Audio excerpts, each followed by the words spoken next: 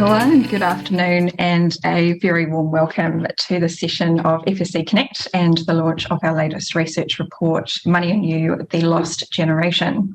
I'm Clarissa Hurst and I will be your host and facilitator for this afternoon as we take you through some of the findings of this latest research and get some insights from our expert panellists. But before we do that, I have a few thank yous. Firstly to Core Data, who we have worked with now for a number of years, and we really appreciate your work in developing our question sets and getting our surveys out to New Zealanders. And to Trish Oakley and Hamish Galloway, who are co-chairs of the FSC's Strategic Research Committee, along with Nadine Soul, who provided valuable feedback on this report. Thank you so much. The creation and publication of this research is really a collective effort, and so I just want to acknowledge and thank everyone who was involved. I'd also like to give a big shout out to Trustees Executors, who is our research partner. Your generous support enables us to continue to produce such relevant insights. And Laurie, who is the chair of Trustees Executors and also on our panel this afternoon, will say a few words a bit later on when I introduce him as part of the panel. But for now, I'll hand over to our CEO, Richard Clippen, for an overview of the research findings.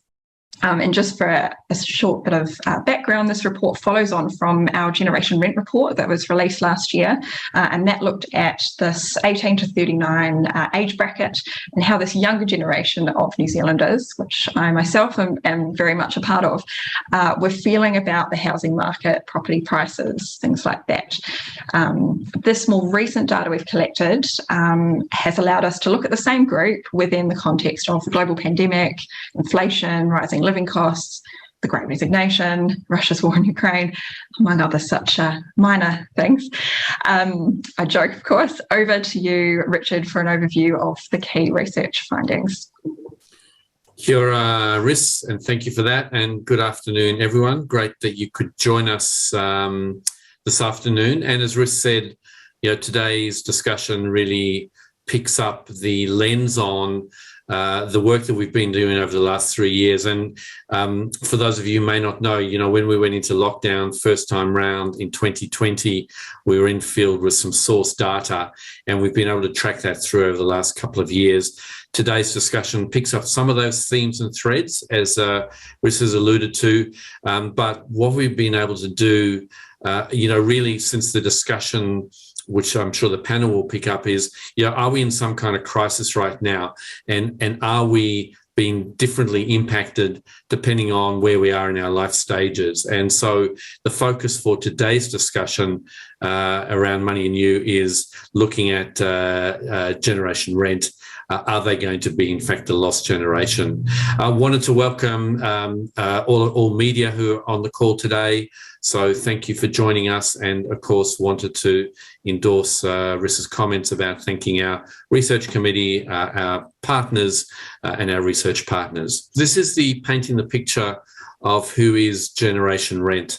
So there's about, this is the 18 to 39-year-old age group. There's around 1.5 million Kiwis in this category, of which around 60% are renting and about 39% owning their own places. So, that age band is fairly wide, but you kind of get a sense of who it's picking up and who it's not picking up. And so some of the flavour that comes through from this research obviously depends on whether you're at the younger end of that cohort or the older end of that cohort. As you'd expect, this generation also is pretty tech savvy, so you can kind of see the pick up on tech, the use of tech to help them make and guide decisions. You can also see some of the employment stats and data. So that gives you a little bit of a demographic overlay. Certainly commend the report to you, and what you'll see in the report obviously is the full data set that also includes the non-gen rent cohorts, and you'll be able to unpack and see where people are struggling. But what's really interesting to see that over the last 2 years, and this year kind of feels different because we do have the confluence of inflation now at highest levels, interest rates rising, property prices at some of the highest levels that you've seen, and wages are not yet catching up and haven't caught up. And so that's one of the big insights here. One of the big insights here is around what's happening to wages, particularly for this cohort. There's now enough anecdotal conversation. Probably I'm out of Sydney as we speak at the moment, and Sydney's very much opened up, but you can kind of see the economy really cranking up, tourism really cranking up, and you can kind of see the stresses and strains that COVID and Omicron are really paying out in terms of the level and pace of businesses opening up and whether there are staff available. But the key insight of this report was all around wage stagnation and whether people are going to be able to catch up. The other thing is that, we've always lived in a global marketplace, but for the last couple of years, that marketplace has been closed because borders have been closed. What we're starting to see both come through the anecdote, but also through some of the research, is the mobility is really starting to kick again. And if you can take a role somewhere in the world that pays you a whole lot more, that's easier to get to, is that great movement of people going to start to kick in again? And I can see the early threads of that starting to take place as well. And this picks up the issues of concern about the economy. So this is starting to pay through. We've had arguably a couple of years that have been a little bit more benign, particularly in relation to how people's spending habits, where they have been able to spend their money and so on. But there's a degree of lack of confidence now starting to play through. You can kind of see that in the question, how confident are you in the overall economy at the moment, and how do you think it'll perform in the next year? The bars in deep orange, and blue are the sort of numbers that you want to look at, because it's the outlook for it contracting, slowing down slightly. So you can see that that's starting to play out. And this kind of starts to give you a lens on the age differences and how people are experiencing the outlook for the economy in different ways. So you can kind of see on the extreme left how that plays out for the 18 to 39-year-olds, as we're speaking about with this group, and the lack of confidence sitting at around 43%. So you see that play out then in how you think the economy will play out into the next year, slowing or contracting, and you can see how that plays out again across the generations. If we just head to the next slide, this is a pretty interesting slice across probably the most key areas that I'm sure the panel will pick up, which is around inflation, house prices, interest rates, and employment outlook. I'll just go to my version of this. Bear with me. And you can see the great concern coming through. Inflation is something that this generation generally hasn't had to deal with. Inflation was big, depending on how old you were, some time ago, but almost the monster of inflation had been managed globally and certainly locally for a long, long time. House prices has really been the theme of the last 12, 18 months, and we're seeing that now come off a little bit. Again, interesting to see how the panel addresses that. Interest rates as well, the RB is clearly on the upward rise, and so the price that people are paying for putting themselves in a home clearly are coming through. But like I said a little earlier on, that piece around wage stagnation kind of really important. If we just head to the next slide, you get a sense of how this plays out through different generations. And the group that we're particularly focused on is obviously in orange. And so at a headline level, house price concern, 79%, wage stagnation, 68%, interest rates, 67%, inflation, 81%. If you're sitting in that age band today, looking outward, you've never had it this tough with all of the issues coming through at once. And I suppose the challenge for all of us in the sector, because of the role that we play, both about creating products and services, providing guidance and advice, providing research and insight, is how do we help New Zealanders actually make sense of this? How do we help New Zealanders unpack some of these issues, because these are the big four confluence of factors that are certainly going to impact the way New Zealand thinks and feels into the coming 12, 18 months and 2 years. And, you know, this cycle feels like we're on now more sustainable change. This is not going to be money printing again. It's not going to get easier anytime soon. So learning to live with a very different set of macro indicators, I think, is going to be a really important issue, and one I think that the financial services sector actually has a fairly important role to play. So, folks, I'll close it there and just say a couple of things. What I've given you is a very high-level highlights of the research. Totally commend that you go and have a much deeper read. There's some really valuable stuff, irrespective of whether you sit in the sector as an advisor. Your clients will be looking at this, whether you're a citizen as a product provider or manufacturer.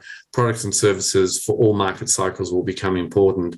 But I do think the intent of this research has been to give a temperature check, if you will, of the pulse of what's happening in New Zealand. We've particularly shone a light in this particular research on generation rent, the under 39s, and some of the issues that they're addressing. And with that, let me hand you back to Riss and to our fantastic panel, and looking forward to listening in. So thank you.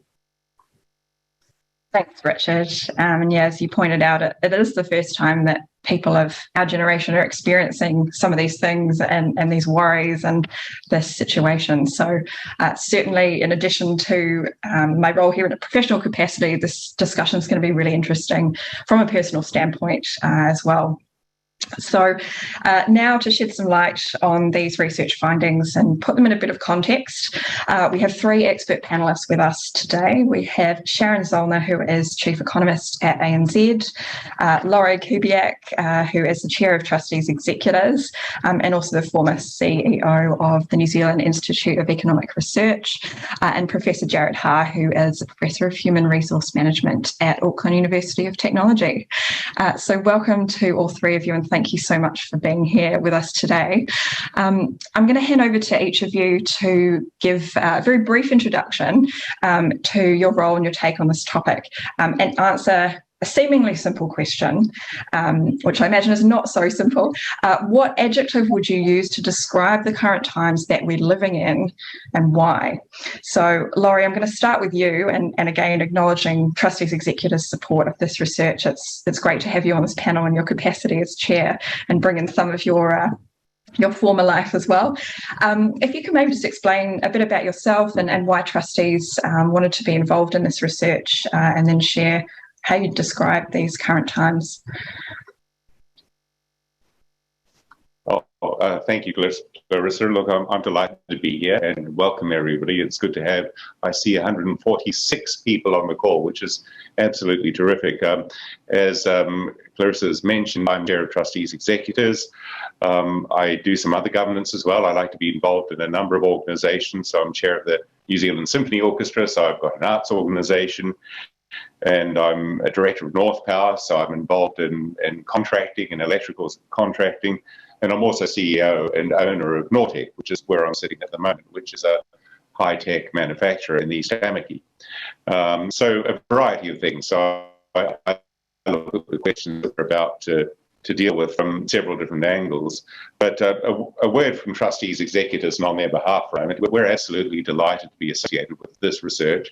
You know, the things that we're discussing are important and concerning, and that we have here before us a generation of people who not so very long ago would have been using their 20s and their 30s to have all those life-forming experiences, to be starting families, to be in a house, to have a roof over their head, to be making headway in their careers. And a lot of that has been snatched away from them through a pretty unique set of circumstances. So the opportunity to become a partner in this research and shed some light on some of that is just a fantastic opportunity to have to do a little bit of good. Your question was, what is the adjective you would use to describe these times? I think mine would be unsettling. And with that, I'll mute myself and hand over to the next panelist. Settling. I would definitely agree with that, Laurie. Thank you for that introduction. Sharon, over to you. What's your role involved at ANZ, and how would you describe the current climate? I'm the Chief Economist at ANZ, have been since the end of 2017. In my role, obviously, we talk about aggregates, but there's no question that the weird stuff that's been going on has impacted different generations very differently. And we actually wrote a research piece, particularly on how the younger generation was really going to be wearing it on a number of fronts, particularly the house price appreciation, but also the increase in government debt as well. I mean, they've got a lot more years of tax paying left in them. Bless them. I do think it is very important to bear that in mind, although things like monetary policy have to be set with that mythical average person in mind. If I had to sum up the environment, I'd call it unpredictable, which is a bit unfortunate when our job is to try to predict it. So lots of challenges out there at the moment. You know, the first pandemic in 100 years, not great data about what happened to the economy in 1918. It's been pretty challenging for everyone, whether we're just pundits or whether we're actually policymakers who have to make important decisions. It's been a difficult time, and I think it's fair to say mistakes may have been made along the way, very understandable ones, but we are in a bit of a tricky spot. Thanks, Sharon. And I'm keen to delve into some of that research a bit later on. Kia ora, Jarrod, and welcome. Do you want to just give a brief introduction to what you do and how you would describe the current climate? Sure. Kia ora, everybody. Ko tanu i te waka, ko Ngati Maniapoto me Ngati Mahuta na iwi, ko Jarrod Haar tuku ingoa. I'm a professor of human resource management. I do lots of workplace surveys, I guess putting the fingers on the pulse of the workforce of New Zealand. My one word is probably challenging, but I guess it's an important thing to distinguish that the challenge is both for employees and employers, because as much as we have the Great Resignation, which we're going to talk about a bit later on, there's the flip side. We've got the organisations trying to hold on to staff, and when they can't, looking to who they can recruit in, and obviously there's a unique challenge at the moment anyhow. So kia ora, that's me. Yeah, thank you, Jarrod, for that introduction. So we'll get into some of the big questions, and I'd just like to let everyone know, if you do have a question for Sharon, for Laurie, or for Jarrod, or all three, feel free to drop it in the Q&A box below, and I'll try to pick up as many as I can. I can't guarantee we'll get to all of them, but we'll try our best.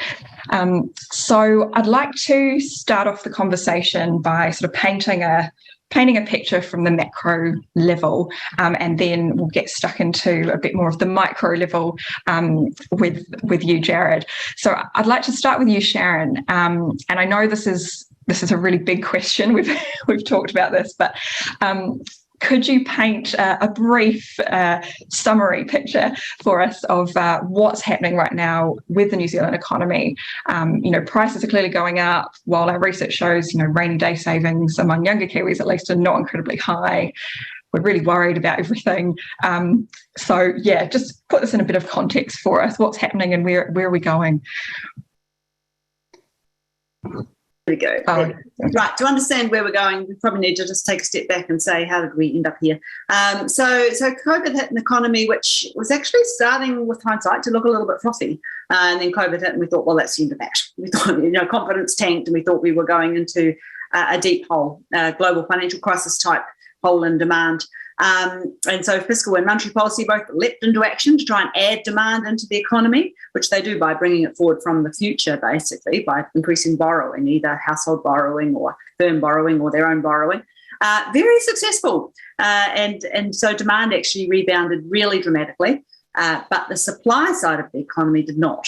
Basically, it started with just disruptions in China from COVID, and then it spread everywhere. So shipping was really disrupted, and manufacturing, and the whole kit and caboodle, really. And then with the actual spending on goods growing, because people couldn't travel, so they're all spending their holiday budgets on stuff, and the shipping disruptions and everything else, basically we've started to see inflation just absolutely take off.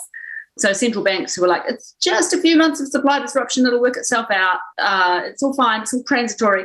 And not just central banks, we're all thinking that.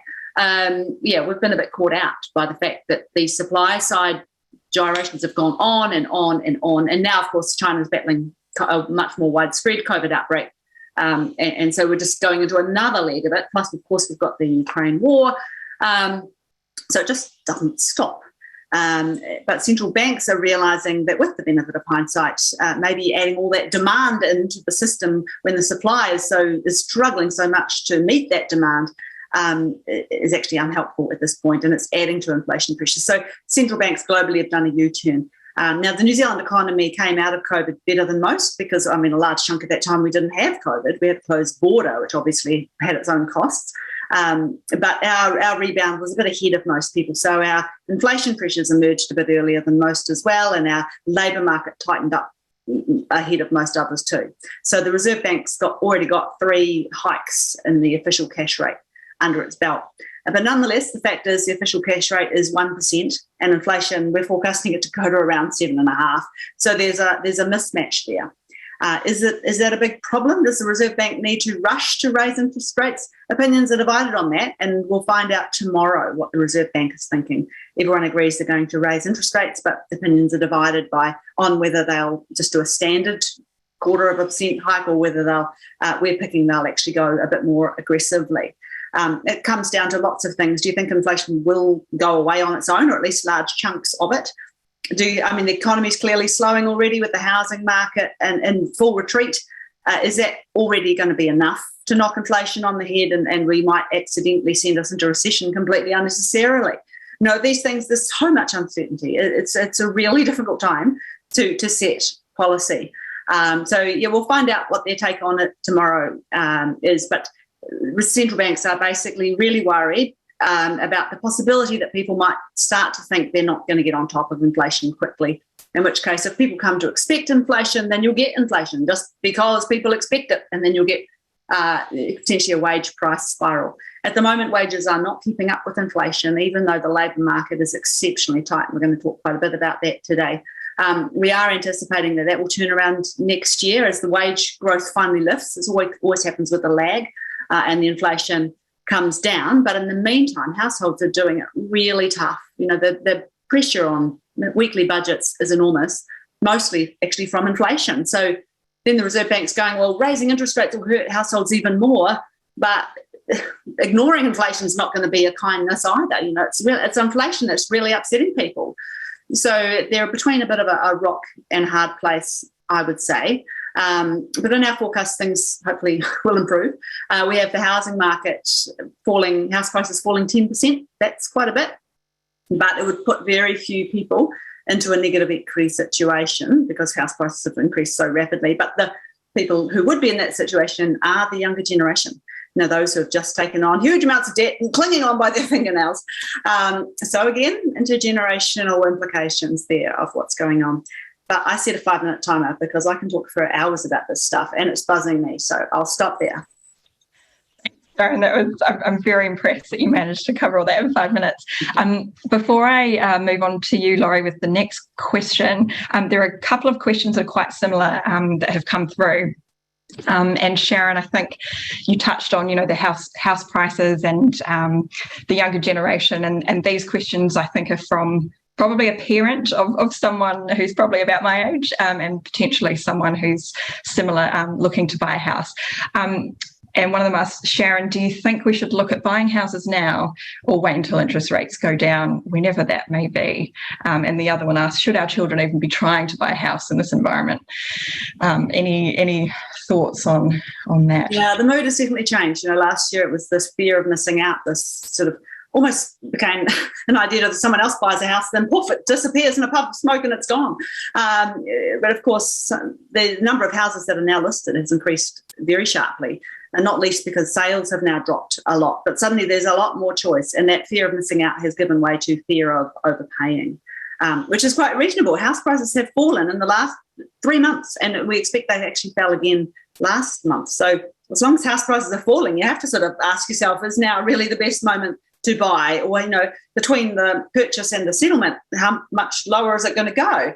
On the other hand, interest rates are going the other way. But the way the cycle typically goes, the housing market would find a bottom, and then there would be quite a delay before rate rises would kick in. So there is a sweet spot there for buyers when rates maybe have come down a bit, but house prices look like they're bottoming. Of course, like any market, pretty challenging to pick those turning points bang on.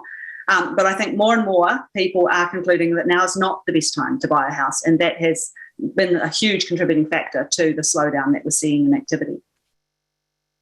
Hopefully that helps with the questions. Thank you for sending those through, and if you have any more, drop them in the Q&A box. Laurie, I'm going to move on to you. What's your take on all of this, and particularly from a global perspective as well? So all these things that Sharon's just been talking about, how does our context here in New Zealand compare to what's happening elsewhere in the world?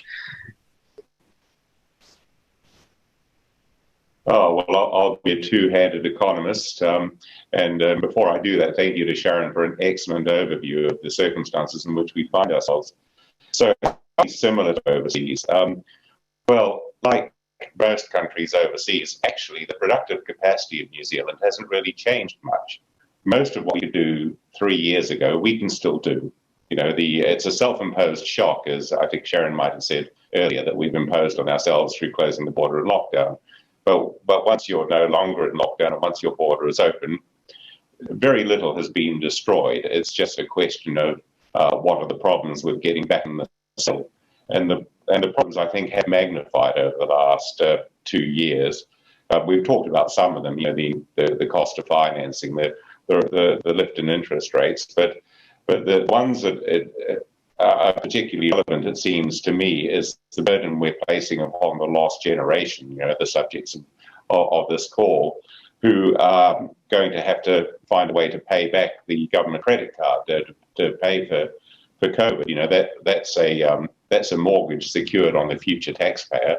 The future taxpayer are all those young people who are entering the workforce or have recently entered the workforce. So in that, you know, we haven't actually destroyed a great deal of our economy through COVID. We resemble a lot of the world. We suffer from the same supply side shocks as do many. I feel this very keenly as an electronics manufacturer. You know, we're having enormous problems with securing components. We have to stockpile, and I look across the world, and most people are having to do that. But the big thing that worries me is the rocks we're placing upon the backs of the young people here, who may find those rocks too heavy to bear and will be more tempted to go overseas where perhaps it feels lighter to them. So that's one big problem that we have. That's probably more acute in New Zealand because we're a mobile people. We're great travellers, and you know, as soon as we can get out, particularly if we're young people, we do. The other New Zealand peculiarity, I think, is related, and I think one thing that we certainly have learned over the last 2 years, something that perhaps we didn't fully appreciate before that, was how much we rely in New Zealand on the role of immigration in providing liquidity to our labour markets. You know, it's not so much the skilled migrants or any particular skill set that you're lacking.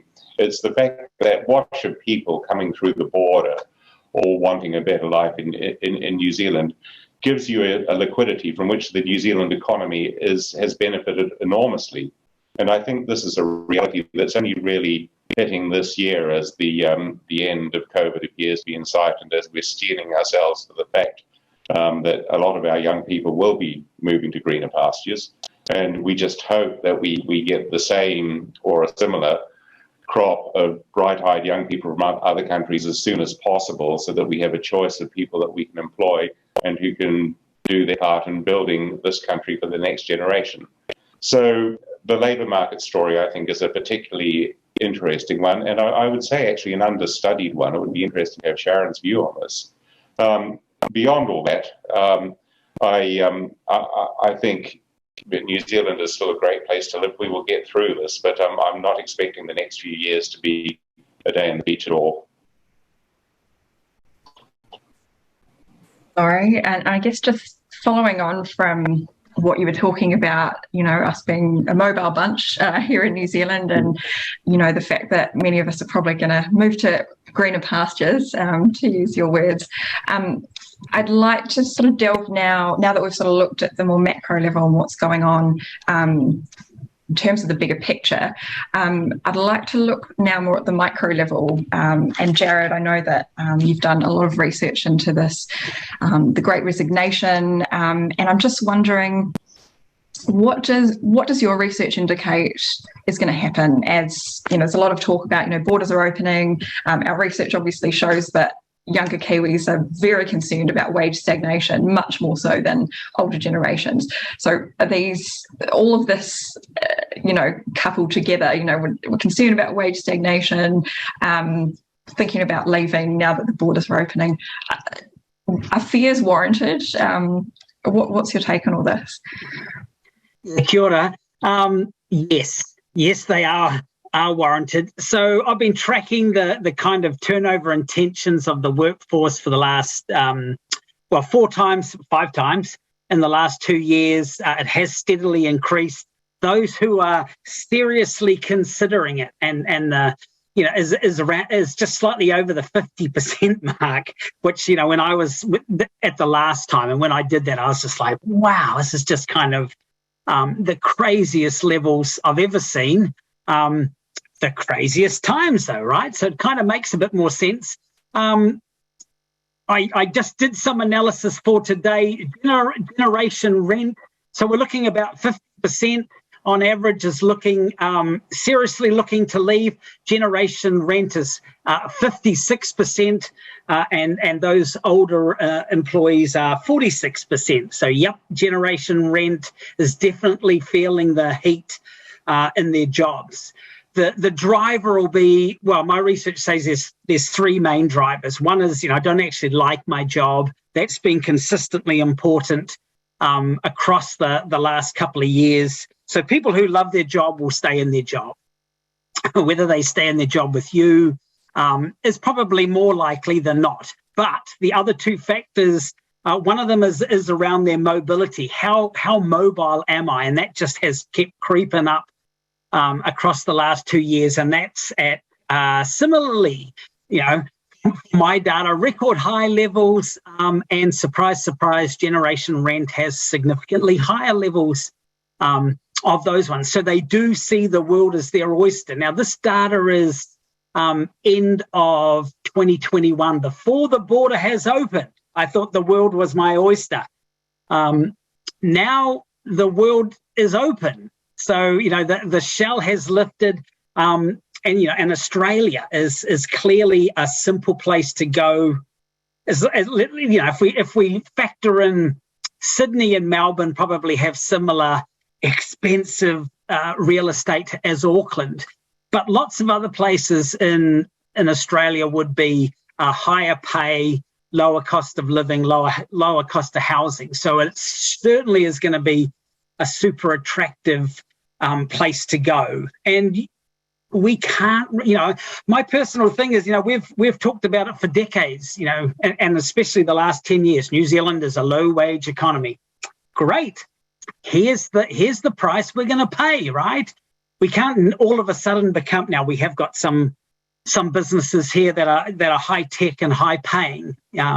But if a lot of the workforce is low paid, they will look for, and it's quite simple. It's not like it's a long effort to go to Australia. It's actually quite simple to get over there and get better pay. So I guess at the micro level, generation rent is feeling the heat, and the easiest way. And if you think about it, I don't even have a house to burden me. If I'm renting here, it's actually easier to go yet again. So, I think we may see some terrifying movements in the labour market. And putting my challenging hat on for employers is, and what are we going to replace them with? Now, Laurence talked about, I totally agree. I think we haven't realised how reliable we were on this multitude of, whether it was immigration or just, long-term tourism, picking up holes in the economy and the labour force economy. And now we're kind of being somewhat exposed there. So I think we're into some interesting times. Sharon, it's good to hear that those wage rises might be on the way. But I think for Generation Rent in particular, it might be a little bit too little too late, and far easier to skip across the Tasman on, for $500, not even a week's rent in Auckland, to get a new job and higher pay. So, and I'm thinking here nurses in particular, right? But a health force that's critical already. So it'll have serious repercussions on the New Zealand workforce. So that's a brief kia ora. Thanks, Jarrod. You're doing such a fantastic job at keeping these huge topics and big questions very succinct, so I'm very impressed. I guess continuing on from that, Jarrod, delving into some of the demographics. So obviously this report that we released is focused on sort of breaking it down by age. So we're looking at this Generation Rent, this 18 to 39 year age group. But I know that you and I believe Sharon, ANZ has also done some research into how different groups have been impacted. And so I'm quite keen to get your views on this from perhaps a cultural perspective, a gender perspective. How are different groups within this Generation Rent being impacted by the current climate? Jarrod, I'll start with you. Yeah, so Maori have been particularly, and we've got a group here that is, I think in my data in particular, I'm kind of capturing two different groups, low paid Maori, far more likely to quit their jobs because they are genuinely searching for in November last year, I'd say searching for the extra $1 an hour. Sharon's reminded us that dollar is gone, and probably another couple. So I'm probably actually searching again for another couple of dollars an hour because, because the cost of inflation now is going to be so detrimental. And the other type there is the professional Maori with lots of skills, lots of mobility, more mobility. Or they perceive more mobility and more opportunities in the workforce. So those who have, highly skilled Māori, they're a skilled and scarce resource. It's going to cost more to possibly retain them or expect to possibly lose them. Now, some will stay because I always say if you're a great employer, people will stay, right? Because having said that, I was just about to say, because, we've all had experiences of bad employers. Maybe Generation Rent, especially the young ones, may not have had a terribly bad work experience yet because they're still early in their work careers. So that, there'll be different experiences out there. But so Māori in particular, I think, and we have 500,000 Māori working in Australia, so there is a kind of cultural call there as well. I don't want to advertise for Australia personally, but if somebody is, if somebody says, hey, I've had a $1 pay rise every year for the last 3 years because the minimum wage went up, I would say to them, I totally understand why you're going to jump for some more money because, it's not enough, isn't it? And minimum wage, I'm glad it has increased, but I think now we're kind of looking at a new cost where we're going to think minimum wage is back to being not enough. So it's going to be hard to be young in the workforce. Says a father with a 22-year-old who starts work at the end of the year. So, but at least he has a job. We've had a question come through in the Q&A. Well, it's probably not a question, it's more of I guess, touching on what you were just talking about, Jarrod, from Peter, who says, my daughter has just completed speech pathology, first degree honours, and she's getting around $26 per hour. She could get $1.50 in Australia and get a job tomorrow. That's the problem. Yeah, and the problem is when they say, oh, we run a clinic on Saturday, would you like to do it? In New Zealand, they'd say, I've rostered you on Saturday. You're doing Tuesday to Saturday. In Australia, they'll say, oh, and it only pays time and a half, even though I'm already on twice as much money to start with, right? And then they'll be like, yeah, well, at times like this, I do think we have to say, encourage your daughter to go over. She might go to Australia and say, oh, I got some valuable work experience. Nothing beats home. Great. But if she's struggling to live on what she could earn here, fair enough to go. Really are peddling Australia, Jarrod. Sharon, keen to get your thoughts on how the current climate's impacting different groups of New Zealanders, just based on your knowledge and insights and what ANZ has looked at. Yeah, so initially, of course, we were all worried that unemployment was going to soar. And women were disproportionately affected because they work in the services industries, for example, that were really hard hit by COVID, so hospitality and accommodation, retail. But of course, the lockdowns were temporary. They were painful, but they passed, and there was good fiscal support through that time. In terms of Maori unemployment, we actually found that because they tend to work in the essential industries, they were actually less affected. Their unemployment rate rose by less and got back to its average more quickly, though its average is higher than the population average. So that was a nice good news story, but it was a pretty unusual set of circumstances, so it doesn't necessarily tell you anything much about what's going to happen in the next recession. But yeah, I think the housing market is obviously a huge issue when it comes to intergenerational fairness issues. And obviously there's been a massive wealth transfer from Generation Rent to the boomers in particular, but basically anyone over 40 who got in time, essentially. And you know, the issue is it's like, well, psychologists can tell you that people always take all the credit for their own successes, but blame others for things that don't go well. That's just how human nature is. And so no one likes to be told that they don't deserve every single dollar they have made, whether that's through their job or through their investments. But if you just step back, you go, well, that has been blatantly unfair. Absolutely. Laurie, I'd like to follow on from Sharon sort of brought up this generational divide, perhaps you could say. And I know you and I've talked a little bit about your views on this from a political perspective as well. So our data obviously shows that across all the things we asked about, you know, wage stagnation, housing prices, inflation, interest rates, this younger generation of New Zealanders are more worried than the older generations, just across the board. My question to you is, off the back of what Sharon sort of just said, does this signal a generational divide, and what is going on politically here in your view? Well, if you look at the research, they're looking different to their parents and grandparents, aren't they? And well, Sharon mentioned psychologists. You know, the great expert on the generational cohorts in the world is a lady at San Diego University called Jean Twenge, and maybe some people on the call have read her books, and I hope I've pronounced her name correctly, because I've never actually heard it pronounced. I've just read the books. But her analysis is very interesting, because she starts with the boomer generation, the generation after the First World War, and all the things that were characteristic of that generation. Those trends intensified in the one after that, my generation, and then in the one after that. And then with Generation Z, there was an inflection point.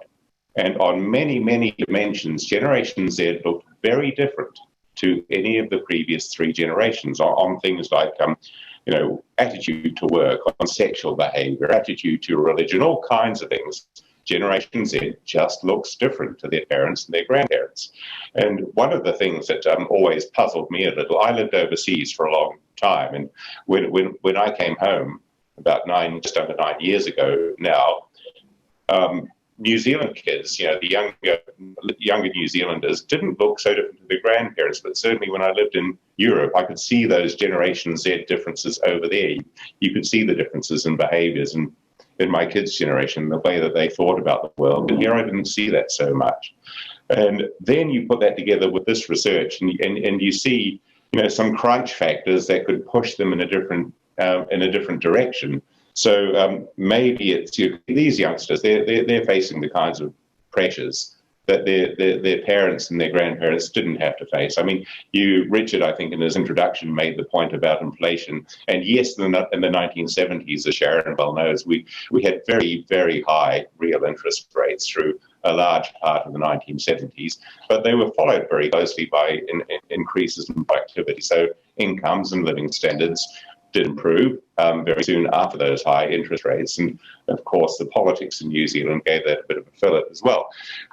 So I just wonder if I said my adjective for these times are unsettling, and I think we've got an unsettled generation. We don't know in which direction they're going to settle, but we certainly shouldn't assume that the trends that we observed for the previous generations are going to hold for this lot, because there's every reason to believe that they won't, especially when they're subject to these kind of pressures. So, and you said something about politics. Yes, I mean, one of the sort of indicators of that is I'm a geek when it comes to political polling, and I like the most detailed polling I get, so I can unscramble all the groups and play games with them on a spreadsheet. My kink doesn't harm anyone, so I'm fine doing that. But one of the things that I've found really interesting over the last couple of years, 2 or 3 years, is the number of young people who are supportive of the ACT Party. Now, in my generation, I thought that you'd have a cohort of folk in their 20s who'd lean right was unthinkable.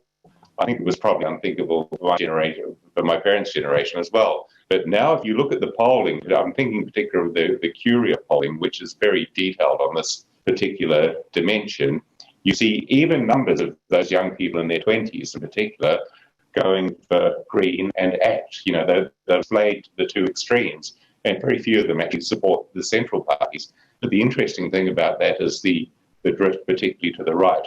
I never thought I would see that in a generation of young people, but there it is.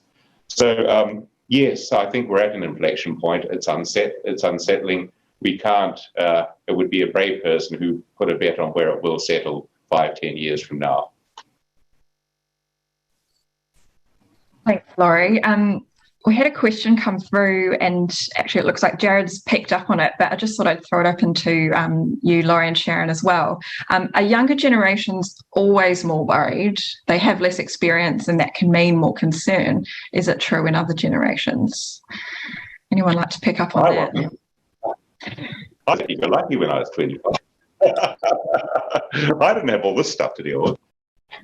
Our consumer confidence survey only starts in 2004, but it does pretty consistently show that young people have been more concerned about their future. Their job security is a lot less stable, for example, and things have moved against them really since 2004. So whether that would hold true earlier than that, I don't know. Yeah, I'll stop being flippant actually, because there's a really serious point here. Again, if you look at Jean Twenty's work, anxiety has increased drastically in the particular cohort and Gen Z cohort. And we see that playing out in all kinds of areas. We see it in the very high levels of mental health problems amongst young people, and self-harming and eating disorders. These things are absolutely, epidemic amongst those younger people at levels that we could not have predicted 10, 15 years ago. So that anxiety really is out there. Then you layer COVID on top of that, and they spend a couple of years under house arrest, and they look at people, they're masked, you can't see their expressions. I wonder what that does to their social interaction going forward, because those are, for human beings, very unnatural circumstances under which to be forming your social persona. So I think these anxiety problems and the apprehension that you see also reflected in this research is very, very real. So I'd like to start to draw all these various themes and threads together and start to wrap up the discussion. And I might turn to each of you with a question on sort of where things are heading. And if I can, I'll try and incorporate some of the questions that have come through from the Q&A. Sharon, starting with you, from an economic point of view, do you think things are going to get better for young people, or are we trending in the opposite direction? Well, in some regards, I think worst is possibly past. So house prices, for example, we see them falling 10% this year, with probably downside risk, but it's very uncertain. But with inflation on top of that, that means that real house prices are actually falling more quickly than that. So once incomes do catch up, that will actually give you a bit of a freebie improvement in the house price to income ratio. We're expecting real house prices to basically fall nearly 18% this year. So that will make a decent dent and not restore normality or anything reasonable, but at least move us in the right direction. We've been going in the wrong direction for such a long time. Of course, the cost to that is for those who have just taken on piles of debt. Higher inflation means higher interest rates, inevitably. So there's no free lunch here. But for those who haven't yet made it onto the ladder, then I think that is some hope. Government debt's obviously a lot higher. It's still better than in many other countries. So these issues about us being an economy that's going to have to probably tax people higher is not just us. So it's not like we're going to have high tax rates and clobber our young people and they're going to get a free lunch everywhere else. Lots of countries are facing the same issue. I'm actually reasonably optimistic about New Zealand sort of structurally. We've got issues, obviously, but, we're a country that exports food. That's been an absolute winning bet for the last 10, 15 years and should continue to be. We've obviously got environmental challenges to manage, but I think we're actually, a pretty sturdy lifeboat. And when it comes to climate change, we're less vulnerable than other countries, including our neighbour. For example, I think the winds could change in New Zealand's favour and in the younger generation's favour. But we've certainly got some challenges to get through, including the ageing population and the fact that cohort, as they've moved through, have just through their voting power had the best of everything, and so it's going to be quite difficult to have a grown-up discussion about superannuation, for example, for a while yet, I suspect. Thanks, Sharon. It's good to know that you think there's a bit of hope there for us. Laurie, turning to you, what can we as an industry do? Should we do something? Is there a responsibility on our shoulders to help the younger generation at a time like this? What's your take on this? Oh, absolutely. You always have a responsibility to help people. I think the one thing we can do is educate them.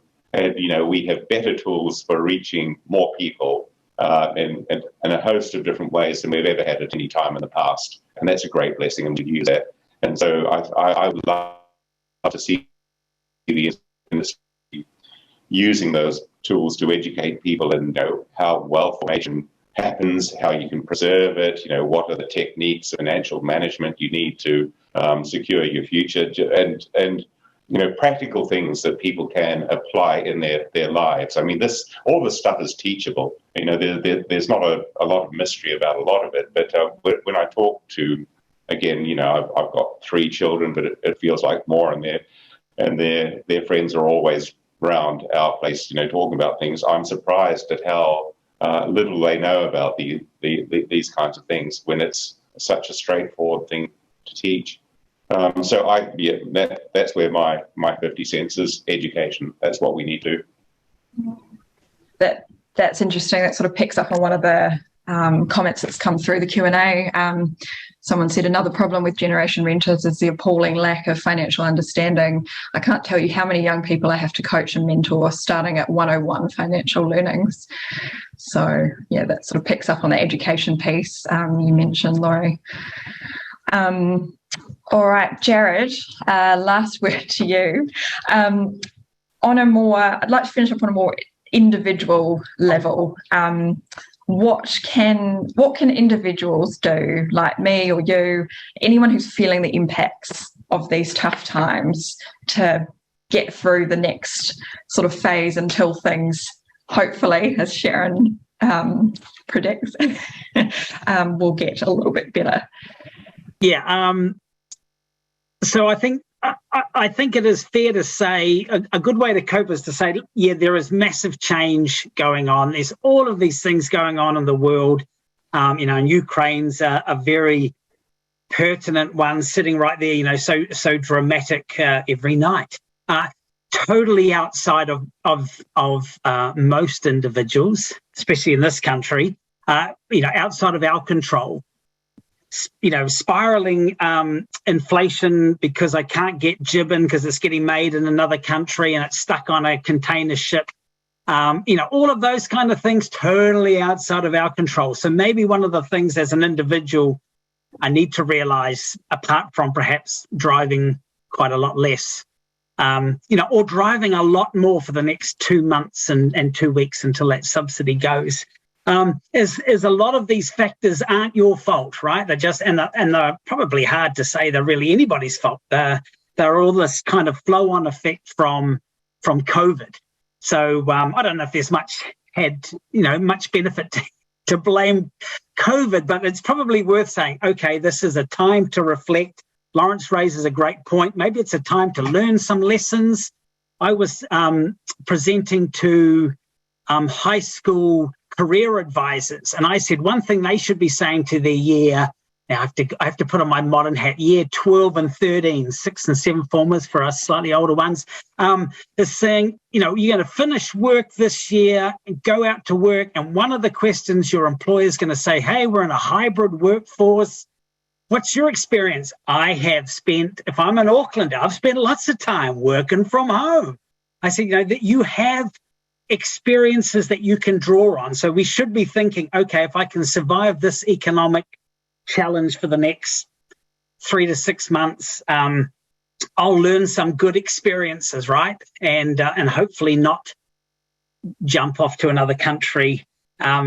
Maybe, let's hope Sharon's right and the grass will grow nice and green right here and we don't need to go anywhere else. So I think it's trying to put a positive spin on it, not really accepting any of these workforce challenges that are going on because they are really outside of everybody's control. And for employers in particular, I think, just trying to do the best to hunker down and outlast this challenge. How's that? Kia ora. Fantastic. That was brilliant. Thank you.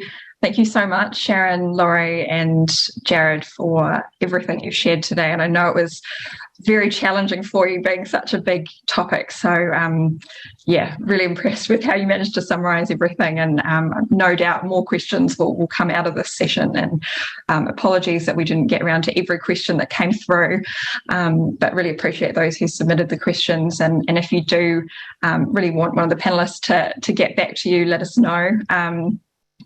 So I guess just to wrap things up, I would like to let you know about a few exciting things that are coming up for the FSC after the Easter break.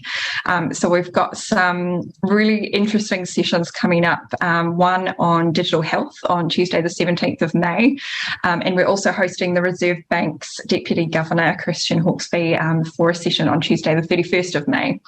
And some of you may have spotted that our early bird tickets for conference are now on sale, and we're hoping that this year is the year, third time lucky, that we'll be able to actually come back together in person. So really hope to see as many of you there as possible. And finally, just like to give a huge shout out to those organisations, both within and outside the FSC membership, who've come on board and committed to helping our collective effort to grow the financial wellbeing of women in Aotearoa.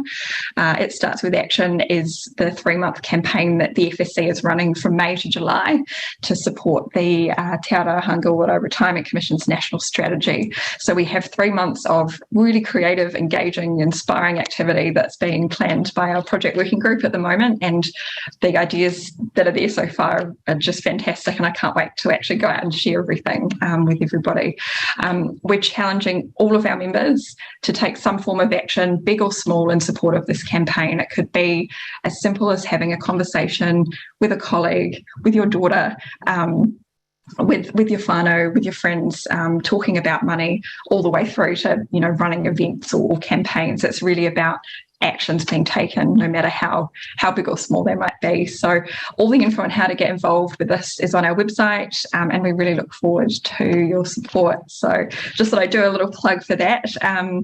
And I'd like to say thank you once again to our amazing panellists. Thank you to Trustees Executors for sponsoring the research. And thanks everyone for tuning in. We'll be popping the replay of this session up on our YouTube channel in the coming days, so just keep an eye out for that. And I hope you'll have a wonderful Easter break. Thank you.